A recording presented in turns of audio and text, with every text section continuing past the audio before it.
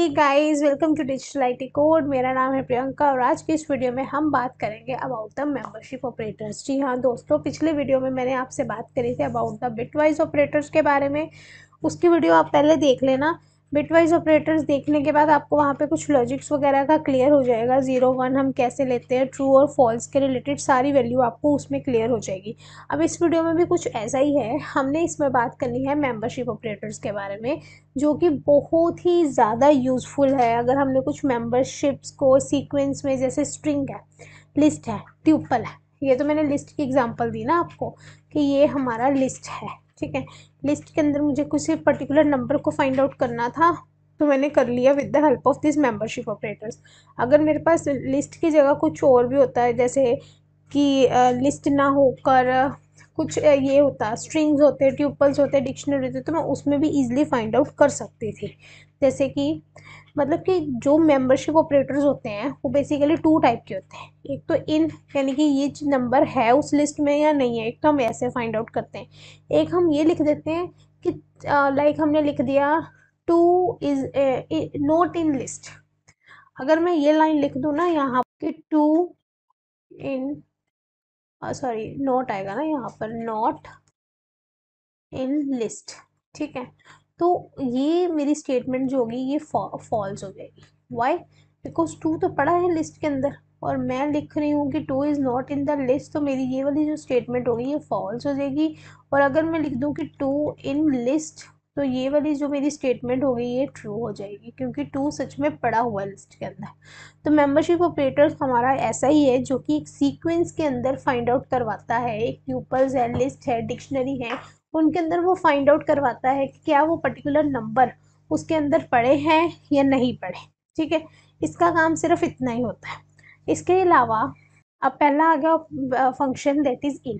इन मैंने आपको बताया है कि वो फाइंड आउट करेगा जो एलिमेंट है वो एक स्पेसिफिक सीक्वेंस के अंदर एक है या नहीं है, उसने ये फाइंड आउट करना है इस वैल्यू ने, इन ने। तो यानी कि अगर तो उसने बोला ट्रू कि वैल्यू में उसको एलिमेंट, इसका मतलब मिल गया उस सीक्वेंस के अंदर। ठीक है, अगर उसको वो एलिमेंट नहीं मिला, इन केस अगर उसको नहीं मिला, तो वो वहाँ पर आंसर क्या आ जाएगा, 0 यानी कि फॉल्स। और अगर उसको मिल गया तो आंसर आएगा 1 यानी कि ट्रू। तो इसमें ट्रू और फॉल्स का ही सारा खेल है। ये जो मेंबरशिप ऑपरेटर्स होते हैं पाइथन में, उसको हम यूज़ करते हैं टेस्ट करने वाले के लिए कि जो हमने वैल्यू उस मेंबर ऑफ सीक्वेंस के अंदर, जैसे कि मेंबर ऑफ सीक्वेंस आपको बताया मैंने, लिस्ट है, ट्यूपल है और स्ट्रिंग्स है, उसने ये देखना है और उसने हमारी रिटर्न करनी है बुलियन वैल्यू को। बुलियन वैल्यू आपको पता है कि ट्रू या फॉल्स। अगर उसको वैल्यू उस सीक्वेंस के अंदर मिल गई तो आंसर मेरा ट्रू है। फॉल्स तब होगा अगर उसको नहीं मिली। ठीक है, तो मेंबरशिप जो ऑपरेटर्स होते हैं वो कुछ कीवर्ड्स के थ्रू रिप्रेजेंट करवाए जाते हैं। या तो हम कीवर्ड उसमें यूज़ करते हैं इन वाला, या हम उसमें ऑपरेटर्स यूज़ करते हैं नोट इन वाला। ठीक है, अगर मैंने इन वाला यूज़ करा तो फॉर एग्जांपल जैसे मैंने लिखा welcome to digital IT code, एक स्ट्रिंग बन गया, st1 एक वेरिएबल है, स्ट्रिंग है, और ये लिख दिया। फिर मैंने स्टेटमेंट लिख दी 2 इन स्ट्रिंग 1, 2 लिखा, फिर ये वैल्यू मेरी ट्रू हो गई। और क्योंकि 2 सच में पड़ा हुआ, आपको 2 दिख रहा है ना, 2 कहाँ पे है, 2 इज स्टिल देयर, 2 आपको यहाँ पर भी दिख रहा है कि 2 अभी भी है यहाँ पर। तो इसका मतलब 2 इन स्ट्रिंग 2 भी है, तो ये आंसर भी मेरा ट्रू हो जाएगा। अगर मैं लिख दूँ, सेम लाइन मैंने लिख दी और फिर मैंने लिखा सब इन स्ट्रिंग 3 की सब भी है स्ट्रिंग 3 में, तो आंसर मेरा ये फॉल्स हो जाएगा। क्यों ये फॉल्स हो गया? क्योंकि सब जो है वो नहीं पड़ा हुआ, सब नहीं पड़ा हुआ।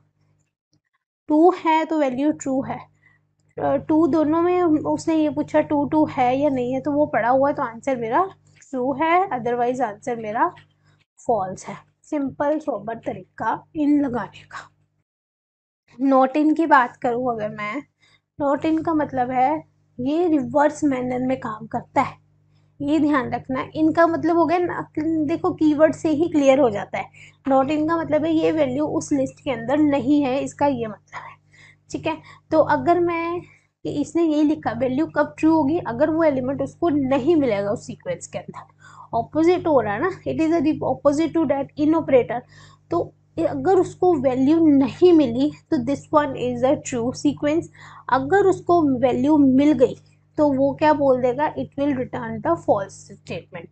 अब जैसे सेम मेरे पास स्ट्रिंग है यही वाला, और मैं लिख दूँ इसके अंदर सब not in string one, then what you think, true आएगा आंसर या फॉल्स आएगा?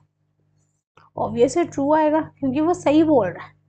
उसके लाइन को पढ़, स्टेटमेंट को पढ़ने की कोशिश करो। स्टेटमेंट में क्या लिखा गया है कि सब is not in string one, तो आंसर बिल्कुल ठीक है, तो आंसर मेरा ट्रू आ गया।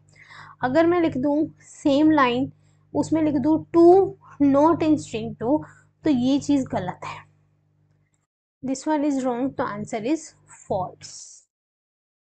ऐसे हम करते हैं इसको फाइंड आउट ट्रू में या फॉल्स में, या फिर हम ट्रू फॉल्स मैंने आपको आराम से भी बताया हुआ है, हर वैल्यू में बताती हूँ मैं हर वीडियो में।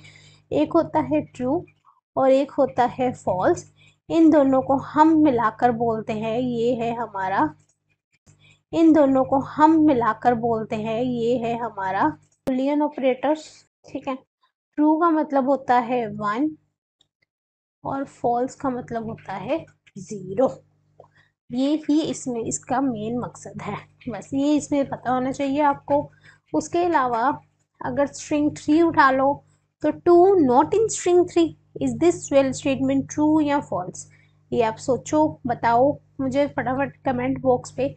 तो उसके बाद आप फिर लिखने के बाद आप फिर आंसर चेक कर सकते हो।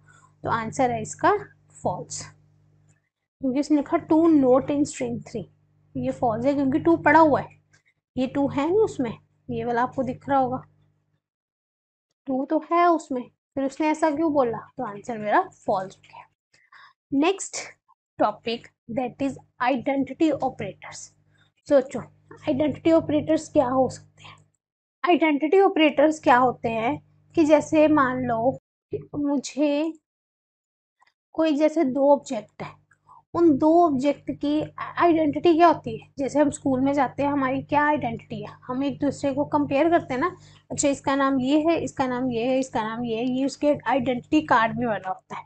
तो इसका मतलब इस केस में क्या होता है कि अगर मैंने लिख दिया कुछ आइडेंटिटी बना दी, जैसे मैंने लिखा एक्स, उसकी एक लिस्ट है, उसके पास है 1 2 और 3, फिर लिख दिया मैंने वाई, और y के पास है 1 2 3।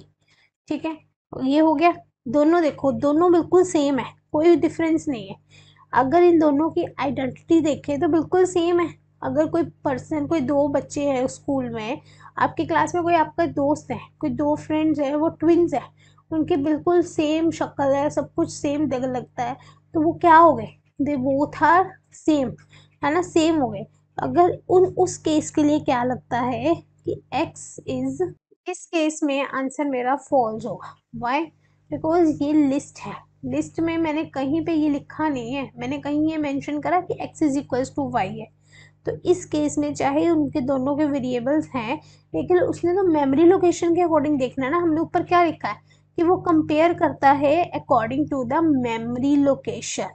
मेमोरी लोकेशन इसकी अलग है और इसकी अलग है, इन दोनों की मेमोरी लोकेशन अलग है। अगर इसकी है 12411 तो इसकी है 12422, ये इसकी मेमोरी लोकेशन है, ये इसकी मेमोरी लोकेशन है। उस केस में अगर according to the memory location चलें तो दोनों ऑब्जेक्ट आपस में सेम नहीं है।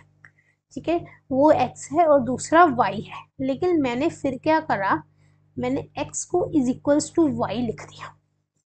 अगर आप ऐसे लिख देते हो और उसके बाद आप स्टेटमेंट लिखते हो कि x इज y, तो इस केस में आपका आंसर ट्रू हो सकता है, क्योंकि इस केस में क्या हुआ, दोनों की जो मेमोरी लोकेशन थी वो भी सेम होगी। 12411 इज इक्वल्स टू 12411 ही दूसरों को, दूसरे इसको y को मिल गई। मेमोरी लोकेशन दोनों की सेम हुई। अगर मेमोरी लोकेशन सेम है तो आंसर मेरा ट्रू है, अगर मेमोरी लोकेशन सेम नहीं है तो आंसर मेरा फॉल्स है। आइडेंटिटी ऑपरेटर्स में ये चीज़ ध्यान रखना, वैल्यू को बिल्कुल मत देखना कि अच्छा x की वैल्यू तो जी 10 है, y की वैल्यू भी 10 है और नीचे लिखा हुआ मैम ने x इज़ y, तो इसका मतलब ये दोनों हो गए भाई भाई, तो ये चीज़ गलत होगी। ठीक है, क्योंकि इनकी में मेमोरी अलग हो जाएगी मेमोरी लोकेशन, और इसकी भी अलग हो जाएगी memory location. Both are variables, both have a some memory location. तो उस केस में हम इन दोनों को ऐसे सेम नहीं कर पाएंगे तब तक जब तक हम ये मेंशन नहीं करेंगे कि x is equals to y. ये मेंशन करना बहुत ज़रूरी है, तो जाकर हम बोल सकते हैं कि अच्छा अगर इस तरह से है तो ये दोनों सेम है, अदरवाइज ये सेम नहीं है।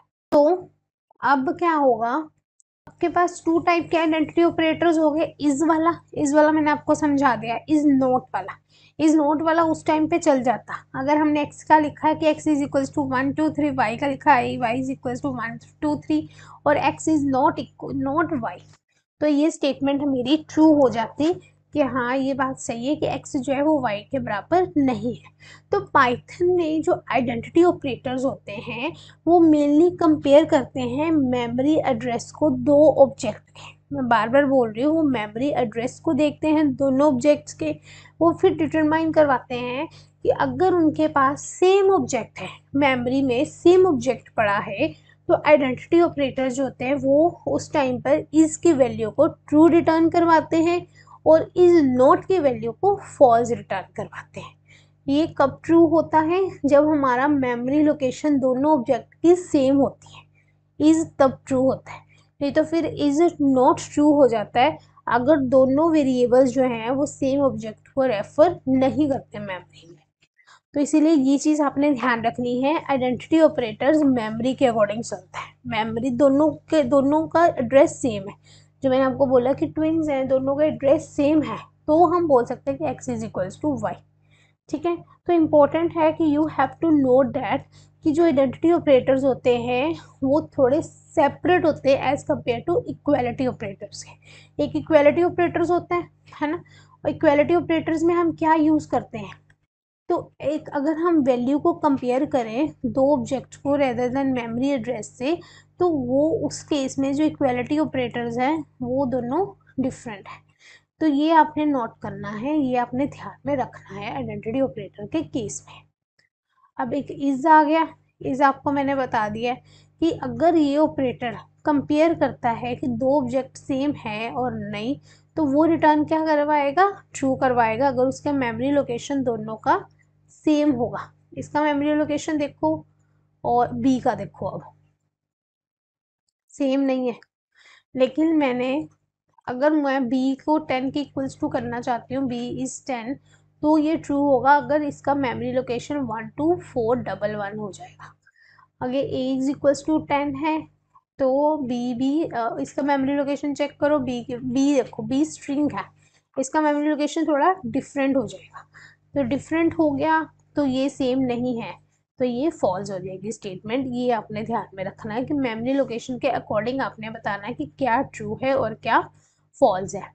उस केस में भी ऐसे हो गया। इज नॉट वाला केस ये रिवर्स मैनर में करेगा। रिवर्स मैनर में ये ट्रू कब होगा, जब मेमोरी लोकेशन दोनों ऑब्जेक्ट का सेम नहीं होगा, तो ये रिटर्न करेगा फॉल्स। फॉर एग्जांपल जैसे x इज इक्वल्स टू 10, ए की वैल्यू आ गई 10। अब मेमोरी लोकेशन देखो यहाँ पर, और फिर उसके बाद b इज इक्वल्स टू 10, इसका मेमोरी लोकेशन देखो, तो हमने लिख दिया यहाँ पर अब मैंने a को b के बराबर करवा दिया, तो मैंने लिखा a इज़ नॉट b, तो ये रिटर्न मेरे को फॉल्स करेगा क्योंकि b जो है वो नॉट इक्वल्स टू a है अकॉर्डिंग टू मेमोरी लोकेशन। लेकिन ये वाली स्टेटमेंट ट्रू हो जाएगी नेक्स्ट वाली। ये देखो, एक था a की वैल्यू क्या थी, a की वैल्यू यहाँ पर 10, इसमें ये स्ट्रिंग वैल्यू है, तो इन दोनों की मेमोरी लोकेशन अलग अलग है, तो ये मेरी जो वैल्यू है ये बिल्कुल ट्रू है। ये भी इसकी मेमोरी लोकेशन, इसकी मेमोरी लोकेशन, तो ये मेरे पास आंसर इसका ट्रू आ जाएगा। ठीक है, ये होता है, इसको बोलते हैं मेंबर। एक करवाया आपको आइडेंटिटी ऑपरेटर्स और एक करवाया मेंबरशिप ऑपरेटर, तो इन्हीं चीज़ों, इन दोनों ऑपरेटर्स को ज़रा ध्यान में रखना है ताकि आप अगर ऐसा कोई क्वेश्चन आ जाए तो ऐसी स्टेटमेंट आप इजीली रिटर्न करवा सको। ठीक है, तो बाकी ऑपरेटर प्रेसिडेंस वगैरह हैं, देख लूँगी, अगर नेक्स्ट में करवाना हो तो करवाऊँगी, नहीं तो इसमें कुछ खास नहीं है। ये आपको जैसे जैसे मैं प्रोग्रामिंग सिखाऊंगी आगे से तो उसी में ही कवर हो जाएगा ये सारा। तो इस वीडियो में इतना काफ़ी है। 2 टॉपिक करवाए हैं, ध्यान से सुनिएगा, इस वीडियो को ध्यान से समझिएगा। अगर फिर भी आपको कोई डाउट लगता है, you can comment me in the comment box. अगर आपने ऑनलाइन कुछ सीखना चाहते हो, यू कैन कॉल मी, दिए गए नंबर पे आप कॉल कर सकते हो। कभी भी आपको सिखाया भी जाएगा ऑनलाइन, जो भी आप सीखना चाहते हो। कोई भी आपको ट्रेनिंग चाहिए, C++, डिजिटल मार्केटिंग, किसी भी रिगार्डिंग की आपको ट्रेनिंग चाहिए, you can call me on that number. तो आज की वीडियो में इतना काफ़ी है। लाइक करो, शेयर करो और सब्सक्राइब करो मेरे चैनल को। Thank you so much for today. Bye bye everyone.